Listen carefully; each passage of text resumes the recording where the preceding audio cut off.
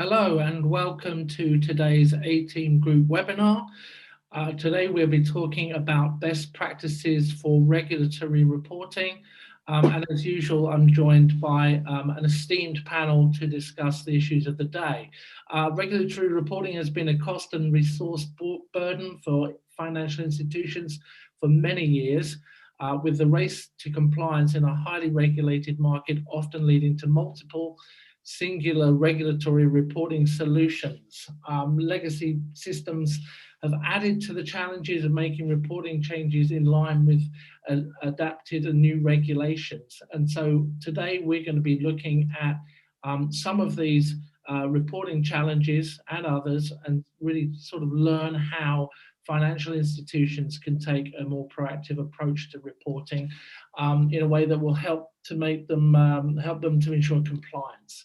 For today's session, a few themes. We'll be looking at internal and external challenges of regulatory reporting. We'll be looking at how to address and resolve these challenges, some approaches to more unified regulatory reporting, some useful technologies, techniques, solutions, and services that can help, and a look at some of the benefits. I think I forgot to introduce myself. I am Andrew Delaney. I'm Chief Content Officer at A-Team Group, and I'll be moderating today's session. As I mentioned, I've got a great panel here to help me through, to navigate through these themes. So let me ask the panel to introduce themselves, starting with Nick from SMBC. Welcome, Nick. Tell us a little bit about yourself. Thank you, Andrew. Good afternoon, all. So, yeah, Nick Grist. I'm the head of reg reporting for SMBC across EMEA. SMBC being one of the large global mega banks from Japan. I've been here a couple of years. Prior to that, I spent most of my career at RBS.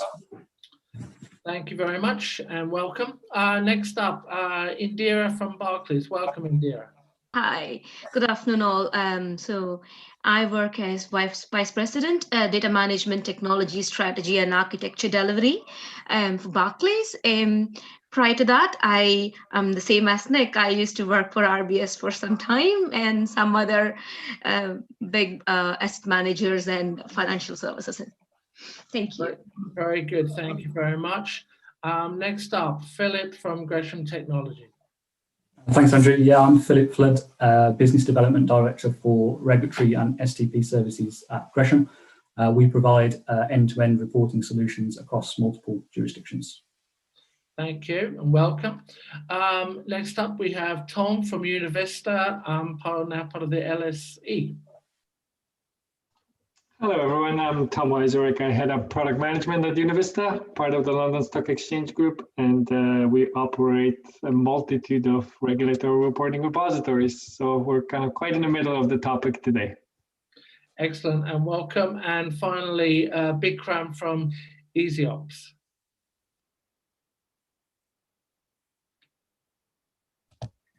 Hi, everyone. I'm Bikram Singh. I am the founder and CEO of EasyOps. We are a data and process automation company, also focused on the regulatory and compliance side of the fence for financial firms.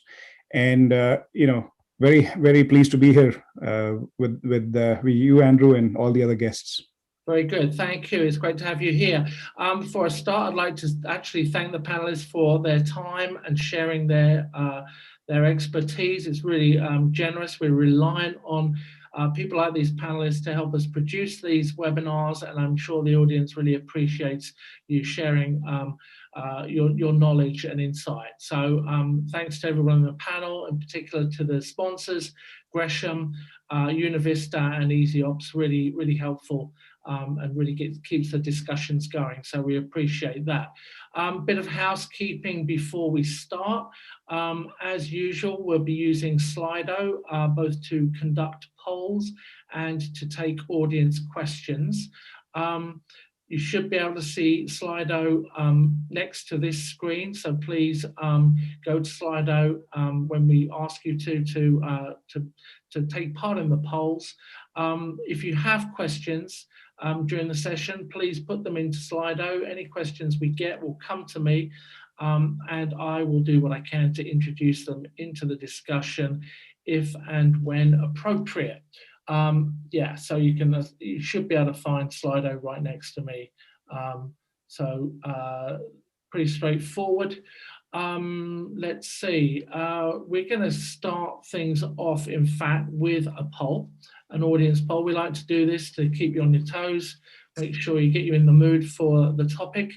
Let's go to Slido, please, and let us know what you consider to be the internal challenges for improving regulatory reporting at your organization. Is it legacy systems and tools? Is it singular regulatory reporting systems? Is it poor data quality, insufficient data governance, or a lack of budget and resources? So while you are looking at that, we'll come back to the results shortly. I'm going to throw a similar question to our panelists and get the discussion going. So I'm going to throw this one to you, Nick, first.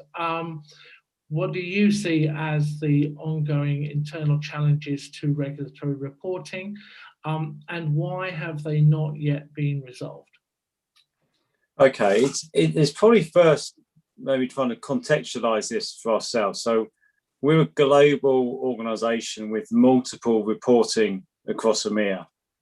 So even in the UK, we would have multiple prudential regimes which we operate within and have reporting around. So given that, I think our internal challenges are very much driven by the challenge of managing prioritization and implementation of systems to a schedule to fit with all those different requirements. So you've got that moving feast around you that you need to order yourselves around. That is probably the biggest single thing. And then within that, I think we do face challenges around data governance. Data governance is a challenge, particularly the raft of data when you factor in the raft of regulations which we face across EMEA. So I think those are probably the biggest things that we face ourselves at this point. So it's a sort of timetabling, orchestration type of thing? It's the timetabling and orchestration of system changes, the management of that data that we need to keep on top of that is not constant. And we need to, particularly post-Brexit, becomes more demanding in terms of the volume of data requirements across the region. So those are probably the components that give us the most challenge. Very good, thank you. Let's throw this over to Bikram. How do you see this, Bikram? So if you look at Andrew, it's a very sort of important question, right? Because when we look at our clients, right, and we have some of the largest banks who we count as our clients, and to picking up a little bit, from what Nick had said, right? A lot of it is around, how are you organizing yourself? How are you prioritizing certain things, right? So, but all of this, the biggest challenge is that there is no single system at any of these banks that can actually deal with the entire life cycle of data, right? I'm talking about the aggregation, the sourcing of the data, transformation of data, applying the rules, reconciling the data, fixing the breaks, checking, based on every single regulation, what has to be reported out, and then sort of checking back after you reported it, let's say to a trade repository, getting that data back in. So it's all done in different silos. And depending on the different regulations, right, and depending on the different product types, all of these little, processes are very, very much siloed out in the organization. So that itself presents a challenge. Managing all of that and giving sort of, the senior compliance folks, or the risk folks, or the finance folks, the ability to look at enterprise-wide issues and what really is happening is, again, a big challenge, what we have seen, right? People are stitching together multiple systems to solve for these issues, right? There are systems that are just focused on the aggregation part, the reconciliation part, the rules validation part, the reporting part. And by the time you stitch it all out, right, that itself is a challenge, let alone stitching it together and making it work across multiple regulations and multiple jurisdictions. So that is a challenge. Oftentimes, the people who are empowered to, run these big, massive regulatory programs, I have felt and I have noticed and observed that they don't necessarily have the full buy-in from all the different stakeholders who are instrumental and key to making this a success. So yes, there is a big, budget that is sometimes allocated because the regulators are breathing down our clients' necks. But what happens from that point on, right? The orchestration and the prioritization within the organization isn't very well aligned.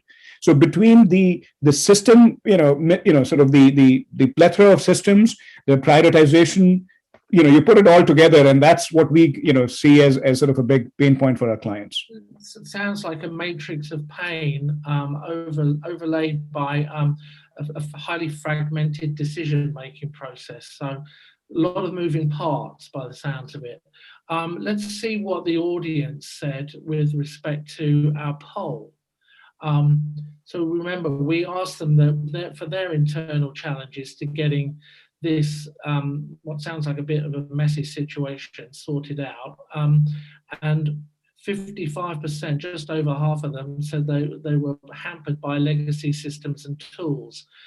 Data quality, lack of budget, sort of rearing up behind there, and then issues around data governance and singular regulatory reporting systems coming in last there, but I'm not sure many people have those in place.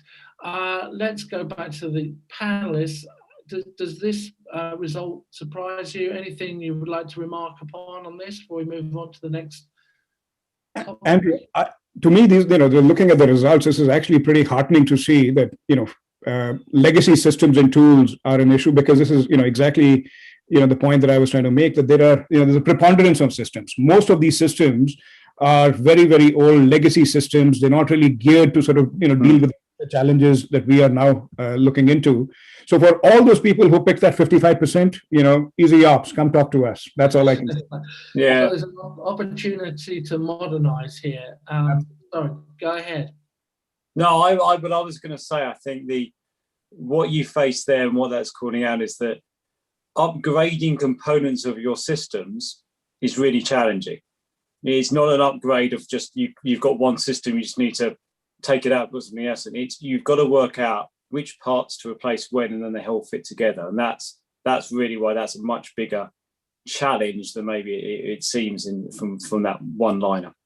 Yeah, no, thank you. Excellent. Okay, so let's move on. We just talked about internal challenges. Bikram, we touched a little bit about external challenges, but let's drill into that further.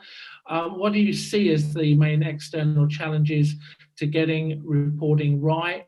How do you see that? You touched on it before a little. Yeah. So I think if you look at the external challenges, Andrew, a lot of them stem from the fact of lack of any kind of clear and well-defined regulations, right? There's a lot that is open for interpretation. And interpretation leads to, all kinds of BRDs and FRD mismatches, right? So, you can have a vendor kind of building a solution thinking that this is what the regulation says, but if there is no collaboration that is happening, right, even within the bank, right, the risk and finance folks and the compliance people, they may have a view on certain things. The legal people may have a view on certain things. And by the time you are either building an internal solution or bringing in an outside, let's say a platform, making it work in the spirit and, in the right sort of way of how the regulation wants it to be done, oftentimes there are a lot of gaps within that.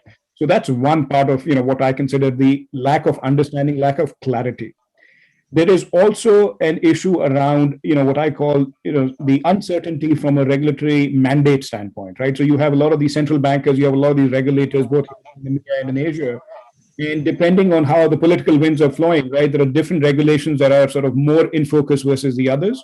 So just having, clarity around what is actually important and what should really, the banks be focusing on, right? For example, CCAR was very important, here stateside for many, many years. It still is. And that required that the entire organization had to be marshaled to make sure that report was correct, because the bank's future largely depended on those kinds of metrics. So getting that the ability to sort of understand what is it that the government wants, what is it the regulators want, and sort of aligning yourself to that, that is very, very critical. Relying on well-defined measures or metrics of ROIs, when third parties are involved, is also very critical. Just because you're spending money licensing products, there's got to be a way to sort of measure the ROI, right? Oftentimes these things sort of get lost within the entire shuffle of how these tech budgets and these compliance budgets are managed. But there has to be clarity that if I am bringing in a tool, either am I replacing something or there is a need for something that is absolutely critical and doesn't exist within the bank. So those ROI metrics are important, right? And that needs to be sort of done right at the very onset. Also, a lot of the work, and again, we've noticed this, regardless of how many systems, banks have put in, Excel is still here in business, even in here in 2021, right? So the reliance on Excel to do a lot of the functions across the entire data lifecycle, right? Validation, reconciliation, checking this, and putting in all kinds of macros, that should not be happening.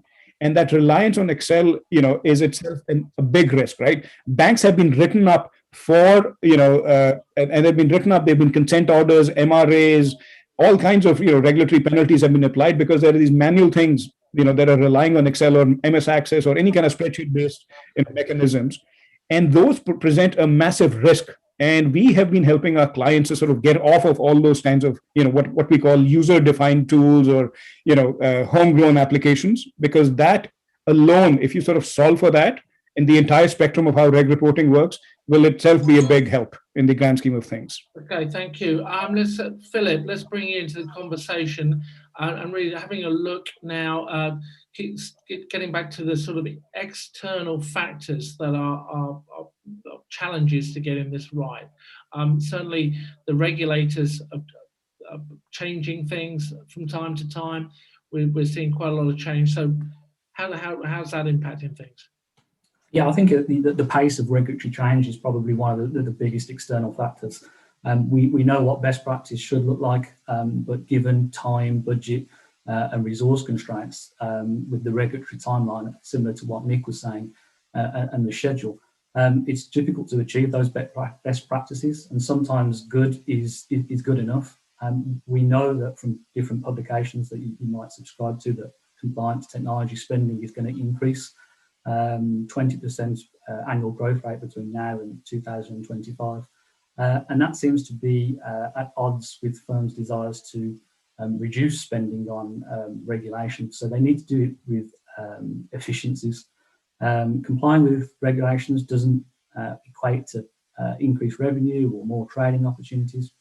And sometimes that's been difficult to secure budgets. So the poll was suggesting that legacy solutions are still in place now, and there's poor data quality, and there's no budget or time to fix them. All those three go hand in hand because they're using legacy solutions, they're using Excel, as Bikram said, there's manual processes there, there's no automation, and of course you get poor quality. And if there's no driver for change, they're going to leave that as it is. They're going to accept that this is how it is, and quality is poor, because they want to spend money on front office revenue generating projects. So I think those are key. Also as well with what Nick said about internal tools and scheduling, firms that we work with, the thing that they hate the most is when existing regulations change, because it encompasses so much of their existing workflow, the front office technology, the STP, other vendors that are being used, the data model, the schema, the validation, the business rules, and that goes all the way through end to end to the reconciliation and optimization processes. Outside of regs changing, I think landscape is probably important to mention. Last year we saw CME Reg Reporting Hub, which was the old Next Abide business, exiting that space. And very quickly, everyone needed to migrate all of their trade repositories and specifications and reporting processes to other venues. So the need to adapt, the need to be agile is important. We're going to see the same situation again with Market Access's acquisition of Deutsche Börse. So again, there's another internal project. There's going to be another chance to review all of those processes that they have today. And I think as well, Bikram said, uncertainty with regulation, lack of standardization, ambiguity between fields across jurisdictions. And of course, hot topic in the UK is the divergence of UK and EU reporting rules post-Brexit. And you can add all of that together with volatility and increased volumes. So lots of external challenges, lots of factors. So I guess then, stay with you, Phil, if I may. The $6 million question is how do we approach those challenges? It looks quite messy. from a sort of big picture view, should firms be making plans for a more unified reporting approach? How can they sort of address this sort of matrix of pain, as I called it? Absolutely. The common thing with all of those external challenges is the need to adapt, is the need to be agile. And because they have legacy tactical point-to-point solutions that are deployed for one reason and one reason only, and that's to fulfill the rush to comply. There's no strategic thought around reg reporting as a whole, and looking at the whole soup to nuts process, the front office technology, the STP, all the way through to reconciliation and optimization of your reporting processes as well. So yeah, the need to adapt, I think, is probably the biggest factor there. Tactical one-off solutions that have become commonplace have actually caused operational pain, caused operational cost, and it's perhaps now reached a tipping point where firms are starting to look at that more strategically, because there is significant operational cost there, and it does affect bottom line. Very good, thank you. So Indira, less tactical, more strategic. Do you agree? Yes, absolutely. From so approaching reg reporting from a unified perspective, how we can approach it is you have to map all your reg reporting. The institutions have to map all your reg reporting obligations that they have across the field, like conduct, fin crime, or prudential. All your reg reporting has to be mapped, and then you have to work out what are your common data elements across these reg reporting, right? Like you will need to understand your landscape, you need to understand your, and then from there, you have to have a common data model, which is what I think lacks, because we are all siloed out, right? Like with all our data models and theory. So strategically having a common data model and then using the same data elements across all the multiple reports will help us to have a unified perspective on reg reporting. That's what I think is required. Very good. Okay, sounds simple. Let's drill into some of the details then, in more detail. Tom, I'm going to throw this one to you. How can a financial institution, how can they execute the plans in terms of systems infrastructure and data sourcing?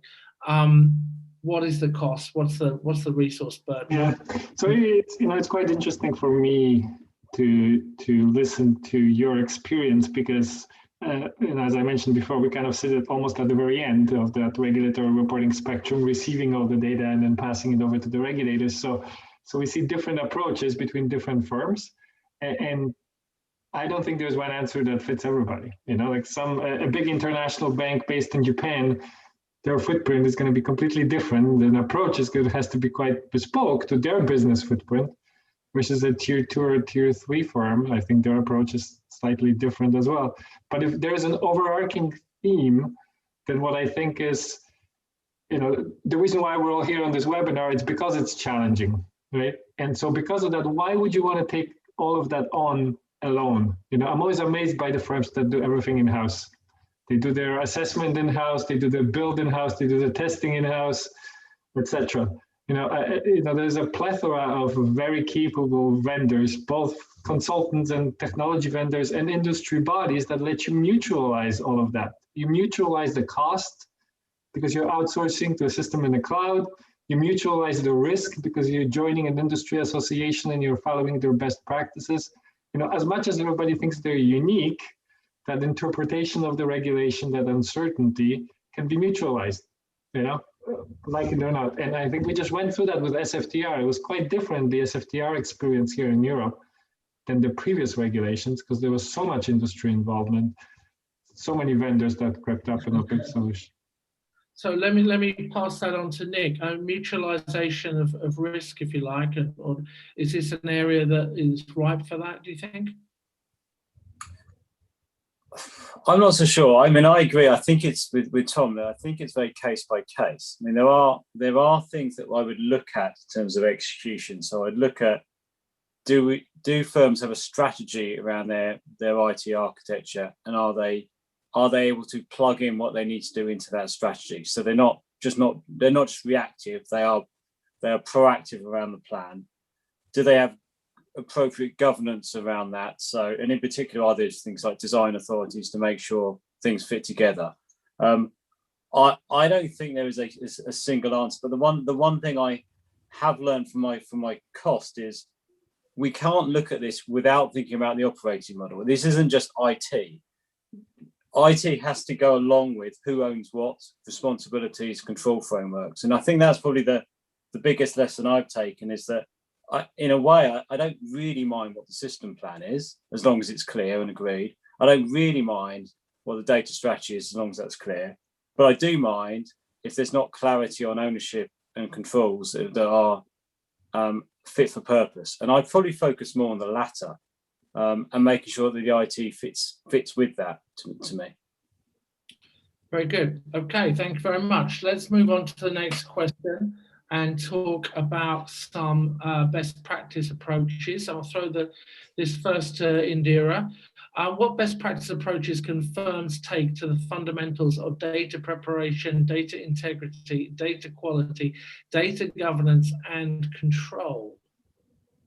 So I want to take it in a different order, right? Like for me, I think data governance is very, very important in terms of, because I think when you have your data governance, model prepped, when you know what your data governance model is, then the others fall in place. So having data governance by identifying your data stewards, knowing what your data domains are and who the owners are, and having that across multiple domains and having that ownership defined, mapping your critical data elements, focusing on the right data elements, which is and then prioritizing it, and having the right support by having data management councils, so that you can have like a unified governance approach, and defining the roles and responsibilities really across the domains, and even in the centralized data governance team. That's very, very important, I think. And when you come to data quality, it's basically taking care of all your 6 Ds, right? Like your accuracy, consistency, completeness, timeliness, validity, uniqueness. So that's very, very important when you come to data quality, and having that like actually in the set rules, like data quality rules, and having the customer data in the defined rules, like for example, having all your metadata in the format you want to have, and that's very, very important. And in data preparation, see, this is where I think most of us have to focus more, because having right skill set to prepare your data is very, very important. Having your organization having a good skill set community for data, to get your data prepped, to cleanse your data, and also having a good underpinned technology. We keep talking about legacy technology and all the stuff. So having a good underpinned technology for having your data prepped is very, very important. And on data integrity, if you see, it's like, how is your data lineage tracked? Is this your most, having your most authoritative data source defined, and having your data privacy and data agreements, valid? It's very, very important. So I think these are the few elements for a best practice approach a firm should take to have the fundamentals ready. Very good, thank you. That's very comprehensive. Tom, from your perspective, you see a lot of data coming in. So how does that sound to you, and what would be? I mean, look, it's tough to add to Indira's list of all the good things you should do to improve your data. I think that's very comprehensive. I can tell you from our perspective, we see the incidents. So we see when a report gets rejected by the regulator, or when the regulator knocks on your door and says something you've reported is wrong. And I can tell you that, I think to Indira's point, probably half of the incidents we see are directly related to the data that was used, and not to some sort of logic or interpretation of the regulation. So firms report the wrong trade at the wrong venue, at the wrong time, identify the wrong counterparty, et cetera, and all of those issues, or they have wrong reference data, and some combination of what product got traded on what venue got reported. So I mean, as far as the quality of your regulatory reporting in general, I absolutely agree that the quality of the data, and more importantly, probably the controls that you have around the quality data are paramount. Last thing I'll say is that, in our experience, the regulators are not so upset when you reported something wrong. They are upset if you don't have the systems and controls to be able to spot it and correct it, right? So having those controls around the quality of the data, refreshing the data, doing reconciliations, running full data refreshes versus just updating deltas, which are quite error prone, like all of those controls processes to ensure that your data remains of high quality and accurately reflects your business. If you can have that, and you can at least prove to the regulators that you have that when you submit your incident report, they're much more lenient. They're like, okay, well, but know to you that this has happened, but now we believe you have this under control, and you've learned your lessons learned, and it won't happen in the future. So it's really having that set of systems and controls around the quality of your data, which in turn drives the accuracy of your reporting. That's quite paramount. Very good. Okay, thank you. We're just about to go into a second poll, but before we do that, let me have a look at some questions from the audience that have come in. A couple around new requirements, so maybe we can address those together. We've got the first one says, how can we make dual reporting under EU and UK regulations effective and efficient? And then another question, I've heard talk of MiFID III coming in at some time in the near future. What will this involve, and how much of a change to reporting and regulation will there be? So both sides of the fence there, you've got the Brexit side and the UK, you've got MiFID III, I haven't heard that myself, but here we go. Anyone on the panel care to address either of those? I can, if I may. So around the dual reporting, I mean, best we can hope for is some sort of an equivalency of reporting. I mean, like it or not, whichever side of Brexit you're on, the mandate that the UK regulators have is to take control. Right, so they're going to do whatever they think is in the best interest of UK, which I think inevitably means there will be some divergence, and there's divergence already, right? So shortly after Brexit. But if we could say, if I reported it to the UK regulators will share my data with the EU regulators, so I don't have to report it there, and vice versa. Happy days, Whether or not that's going to happen politically or not, I don't know. You guys are probably, you have your own opinions. But I think that's the best we can hope for, is equivalency going forward. And just picking off of what, Tom actually made a very good point earlier, right? To the earlier question was around data controls and, the quality of data. And the question that was just asked, all of these are sort of, these things are tied together, right? So if you are concerned about, the duality of, data sort of going from one jurisdiction to the other and having those types of issues, if you do have the right framework, and that also sort of dovetails with what Indra had mentioned, right? So quality of data, the controls around data, then if you have those basics in place, then there is going to be some leeway that you will always get in, when you mess things up, right? And that's what Tom had mentioned. And that again goes back to the original, question in the beginning of the conversation, that the reality is that these banks are saddled with multiple systems for multiple jurisdictions, for multiple regulatory reporting requirements. And that is, in essence, to me, what causes all these different issues, right? There is no centralized way of managing any of these kinds of issues. There is no, one platform that can be laid on top of all these systems, so that the data can be governed in a more intelligent, cohesive way. And that's where a lot of these problems, in essence, come from. Very good. Let's see, I've got one more question from the audience. We haven't gotten to MiFID III yet, but we'll hold that. One more question before we go to the panel, to the poll. Regarding data models and data standards, what's the panel's view on whether adopting industry standards allows banks to improve their regulatory reporting process? And which standards do you consider being the most helpful in this area? Any thoughts? I think so. Yeah, I can pipe in again. I'm sure that other people will as well. But we definitely see the not so much industry-driven, but regulators-driven trend to standardize everything on XML. as sort of the standard. So ISO 20022 XML, that seems to be the marching drum of the European regulation. It'll be interesting to see if the upcoming CFTC report reforms follow the same trajectory. And I kind of have a mixed feeling about it. XML is great from an IT efficiency perspective and this and that, but it's not very easy for people to interact with on day-to-day basis. And so it's not very democratic. The whole reporting universe is not very democratic. It's the people who, have the right tools and can parse XML and look at it intelligently that can actually understand what's being reported. So there's a bit of efficiency there, but I think it comes at a bit of a cost. Okay, Phil, you were going to say something. I know Tom beat me to it on the ISO 20022. I think also, Sorry. no problem.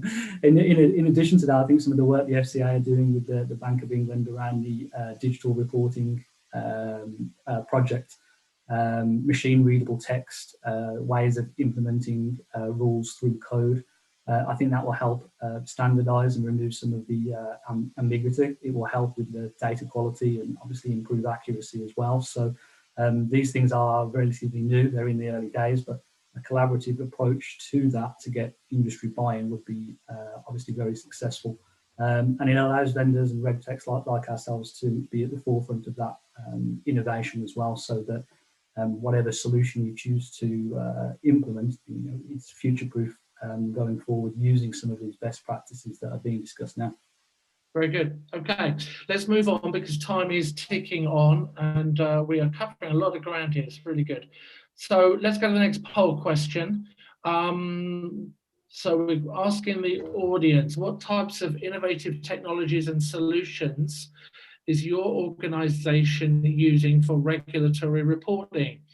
Are you using AI/machine learning, real-time solutions and services, automated data utility services, cloud solutions, or you really don't have any innovative solutions and you're still using Excel, like Bikram mentioned? So if you could please vote now, we'll come and visit the results shortly.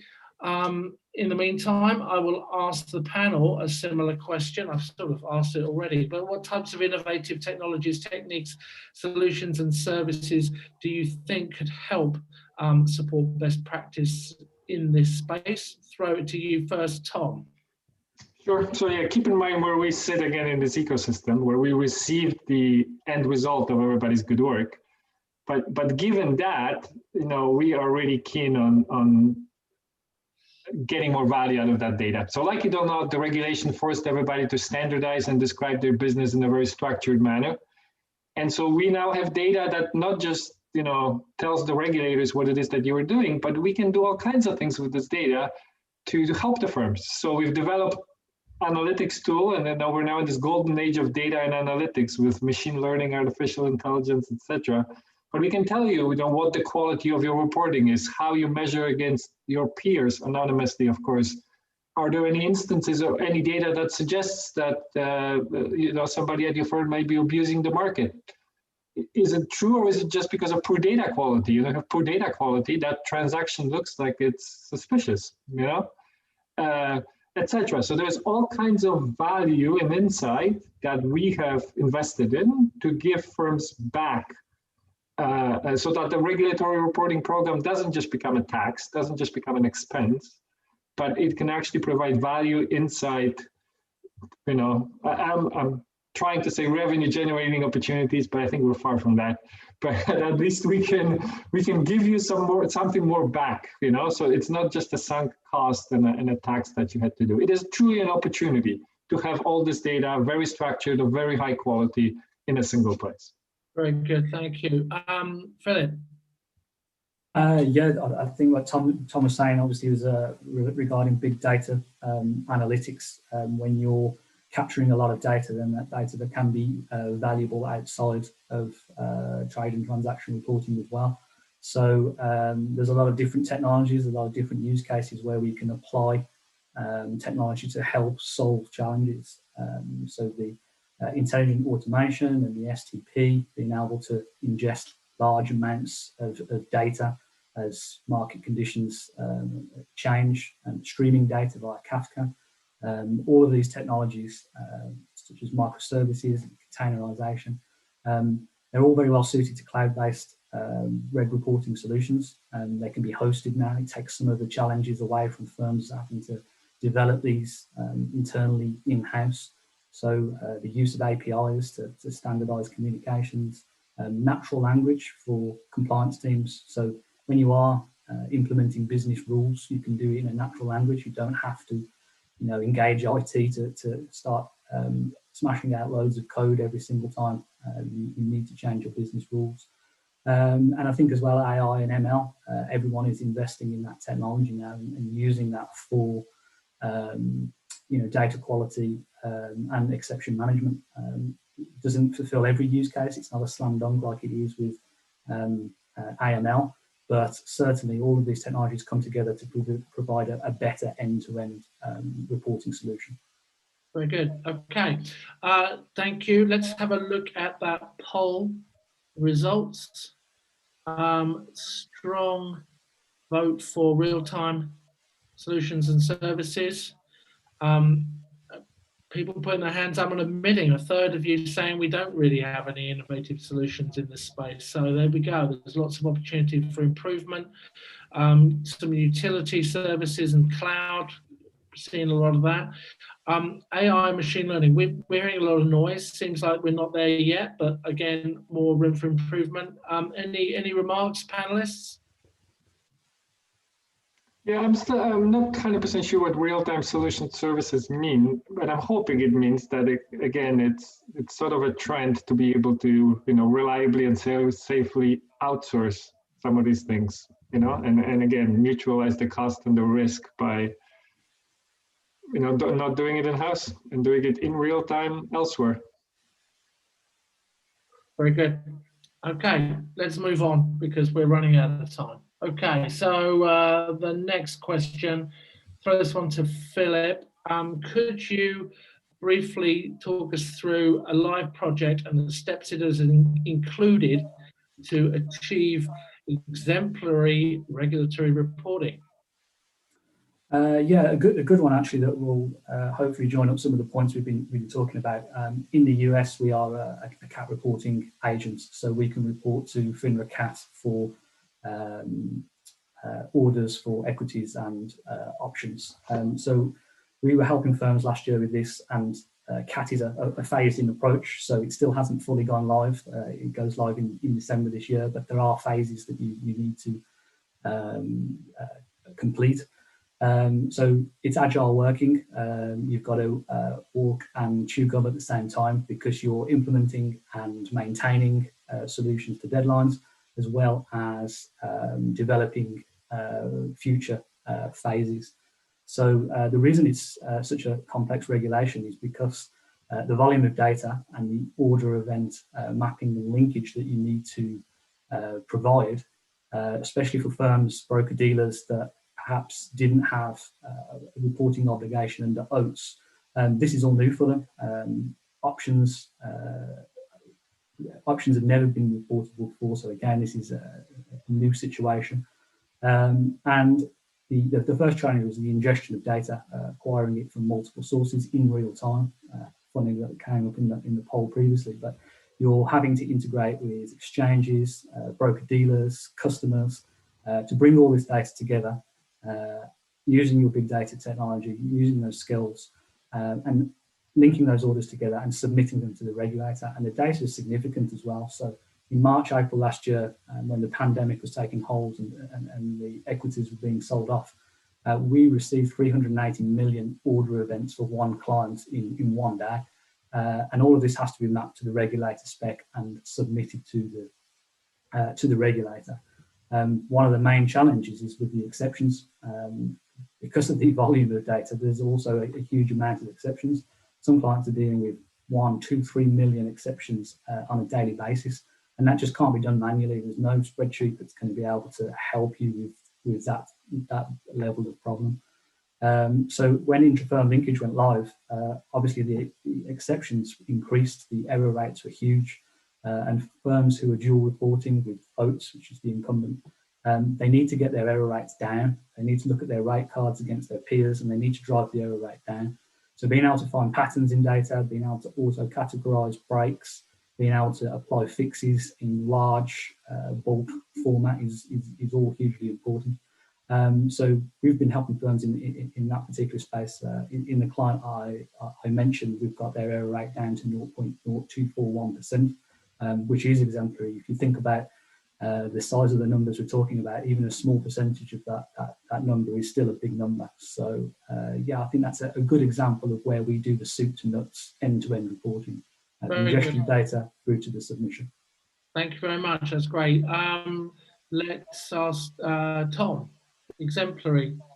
Yeah, well, I think what Philip just described is a good example of a regulatory reporting project, and there are best practices around it. And again, there are both internal and external experts that you can hire to help you, and they all follow a largely similar structure. So your impact analysis, you design your solution, and we talked about system and data architecture.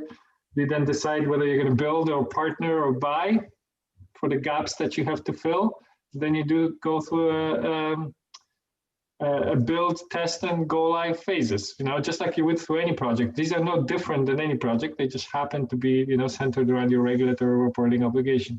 So I think having a robust project management office, program management office structure. And it's kind of interesting seeing firms going from kind of waterfall to now agile, project governance and delivery mechanisms. And then coupled that with, you have to have subject matter expertise in these regulations. That's what we find. You cannot hire generalists and put them on, EMIR RIFIT or MIFIR RIFIT in 2 years' time. There's just so much detail, there's so many nuances, there's so much subject matter expertise that's needed currently. We're not in that, interpret the regulation by a machine stage yet, unfortunately. That each one of these projects, I think, needs one, and so that's what we do. When we're preparing for major regulations, first thing we do is go out to the industry and hire ex-head of desk at a, repo lending firm, because they understand the business, and you need that in order to be able to be successful in one of these. So if I was to backtrack a little bit, sorry for a long response again, do it in a structured, organized way, run a good IT project, because that's what this is really, and then couple that with, SMEs, industry bodies, regulatory expertise and acumen that's needed to get through one of those. Very good. Okay, let's keep moving on. We're going to do another poll, last poll of the day, and we talk about the positives from all of this hard work. What benefits would your organization expect to gain from best practice regulatory reporting? We heard Philip's client got a few of these things. Improved compliance, reduced costs of data, ability to reuse data, business opportunities, or you don't really see any benefits, and this is just a tax, if you like. Let's hear what you've got to say. Please vote now. In the meantime, I'll throw the same basic question over to the panel, starting with Bikram. What are the benefits, Bikram, of getting reporting right beyond pure compliance? I think getting reporting right has multifaceted benefits, Andrew, right? One is, from a reputational standpoint, right? It is critical that you get it right. Going forward, the tolerance that the regulators are going to apply and the government agencies are going to apply is going to continue to sort of shrink more and more, right? So from a reputational standpoint, it is absolutely critical. From a competitive standpoint, it is equally critical, because if you are, capped in terms of the activities that you can and cannot do till you sort out, the mess that you have, right? You're not going to be competitive. It doesn't really matter, what you are trying to sort of, accomplish if the basics are not really sorted out for, right?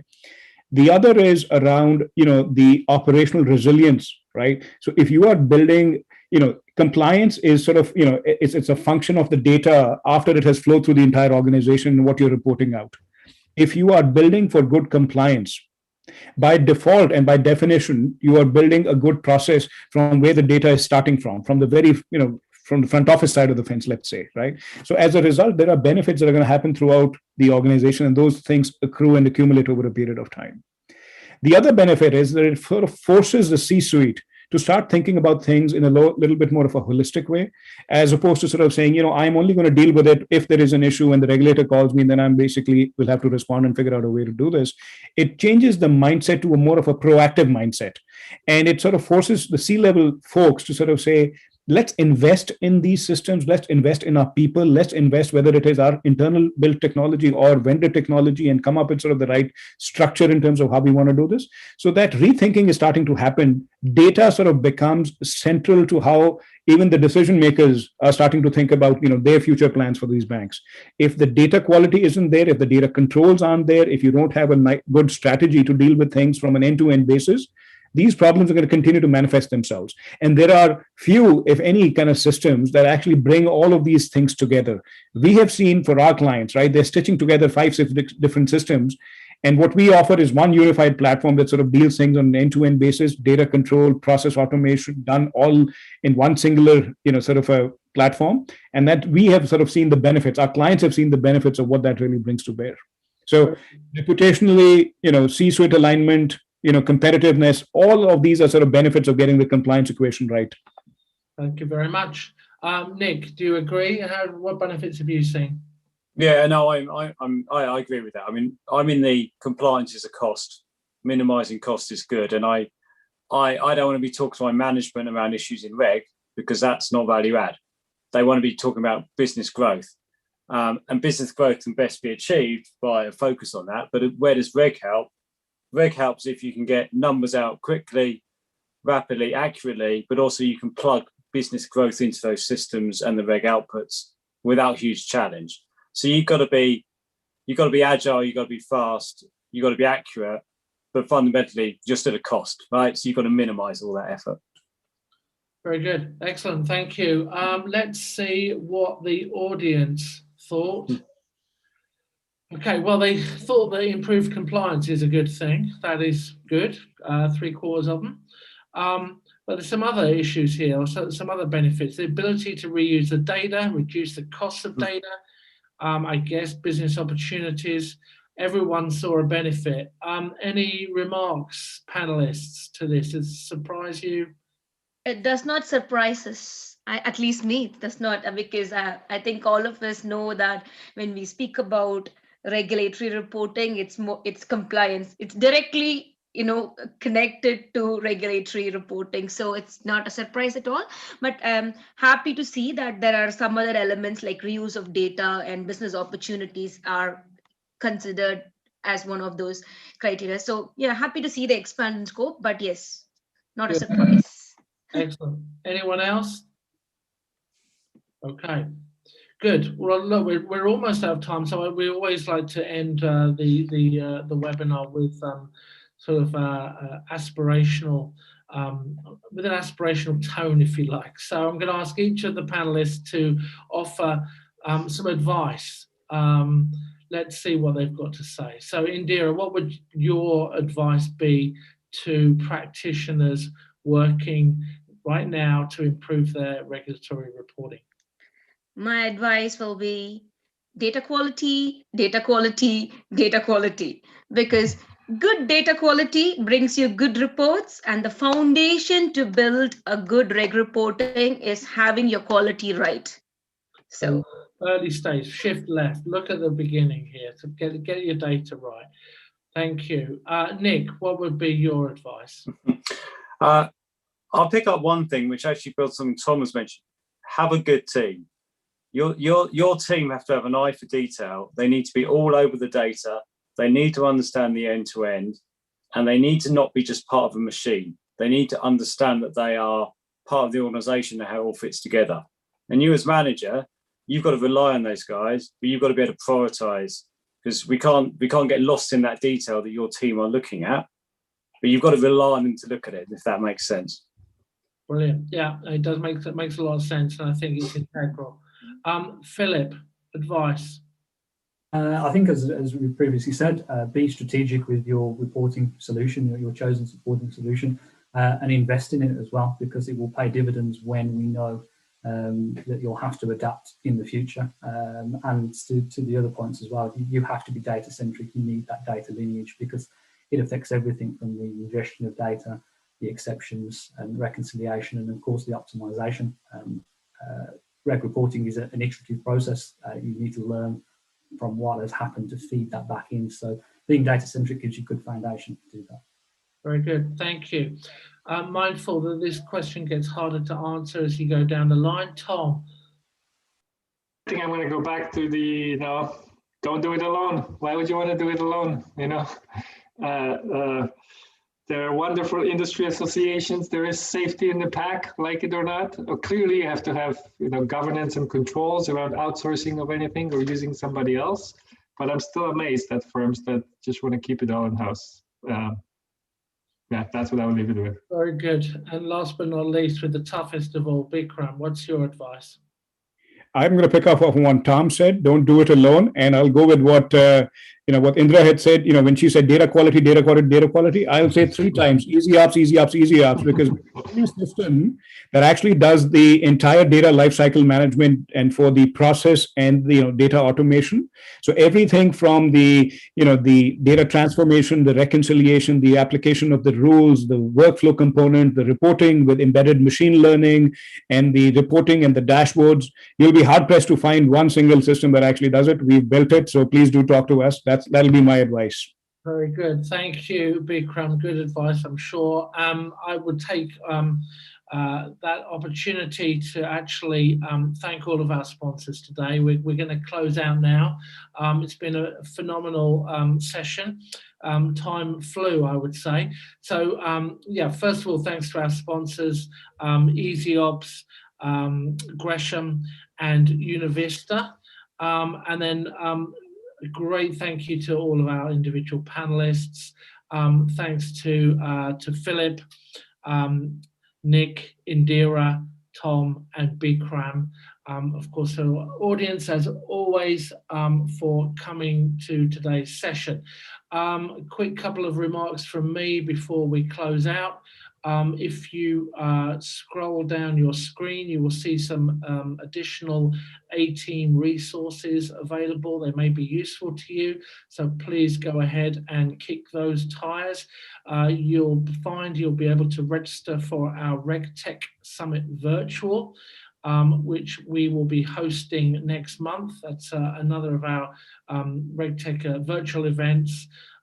We are working on getting back to physical events, and we'll keep you posted on how that all goes later in the year.